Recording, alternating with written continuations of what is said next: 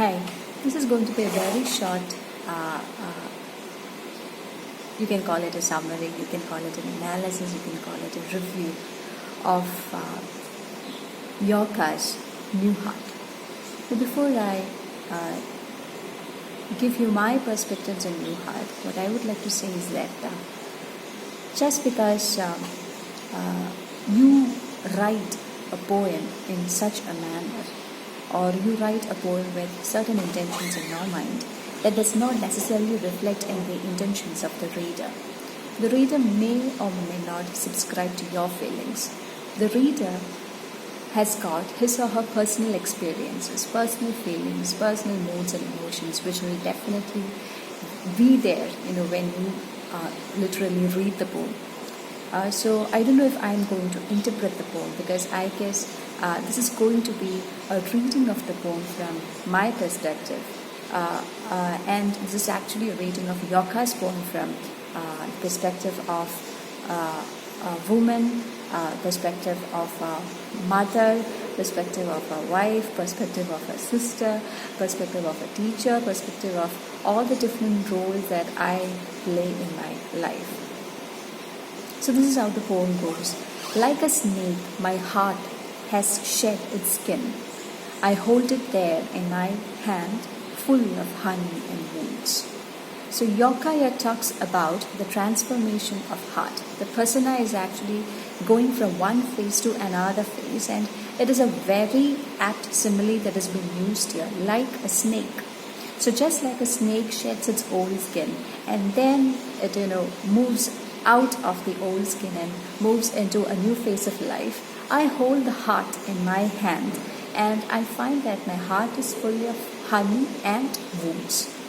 I've got a honeyed part of heart in me. I've also got a wounded part of heart in me, and I'm okay with both, or I'm trying to be okay with both. The thoughts that nested in your folds, where are they now? Where the roses that perfumed both Jesus Christ and Satan? So the persona is actually talking with his or her own heart. The thoughts that nested in your folds, where are those thoughts which actually resided in those fleshy folds of you? And where are the roses which perfumed both Jesus Christ and Satan? So I am a grey person. I am not a totally good person. I don't own a totally bad heart. I'm actually having a grey heart, and as I hold the old heart in my hand, I can see that, you are a grey matter actually. You have got Jesus Christ in you, and you have got Satan in you. So where are the roses which perfumed both? Where are those thoughts, those rosy thoughts which used to, please Jesus Christ whenever it wanted to please Christ, pleased Satan whenever it wanted to please Satan? Poor wrapper that damned my fantastical start. Poor covering, poor skin, which actually damned my fantastical stars. Parchment grey and mournful of what I loved once, but love no more. That dead skin which, once upon a time had oppressed my heart. I hold it closely in my hand. I look at it very closely. I see fetal sciences in me. I see mummified poems and bones of my romantic secrets and old innocence. So when I look carefully at you, maybe just like, as a doctor takes out a particular organ from your body and looks at it, observes it very closely, maybe through a microscope, or, observes it very closely. He is kind of puzzled at all that I had been cherishing and nourishing in my heart. Like my poems, my mummified poems which I wrote and then which never came into light. So those poems which are dead and gone, and later then mummified and perfumed and wrapped all together.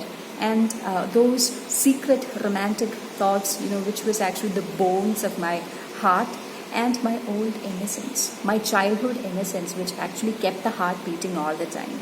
Shall I hang you on the wall? So he's asking, the persona is asking a heart, shall I hang you on the wall of my emotional museum beside my dark, chill, sleeping irises of my evil? So shall I exhibit you to the public? Shall I exhibit you as a relic of my emotions? Or shall I spread you over the pines, suffering book of my love, so you can learn about the song the nightingale offers, the dawn? So shall I exhibit you over the pines? So I just want to play with the word pine here. Pine can be the pine tree, where you can hang something. Maybe during Christmas time, you can hang something and exhibit something, and again a pun on pining for love. Then it can also be something that represents the immortality. So shall I exhibit you as a decoration, as a piece of decoration? Shall I exhibit the pining that you always had? Because he explains it as a suffering book of my love. So you were actually the book which used to suffer, because I used to write down all those love affairs or love that I used to feel, and then all those resentments which I used to feel after the breaking of a love, so that you can learn about the song the nightingale offers, the dawn. So I guess the poet himself is actually asking his heart, to listen to the nightingale, because nightingale is often considered as the musician of sorrows, musician of lost love. So shall I let you hung over the pines, so that you can sit and listen to nightingale and soothe yourself maybe, or you can learn about the song, the song of unrequited love, or the song of the departing love, or a song which the nightingale offers, the dawn, the nightingale offers to a new beginning. So this is actually a transient phase which I'm going through, a liminal space actually, where the heart is passing from the old phase to the new phase to become a new heart. Thank you.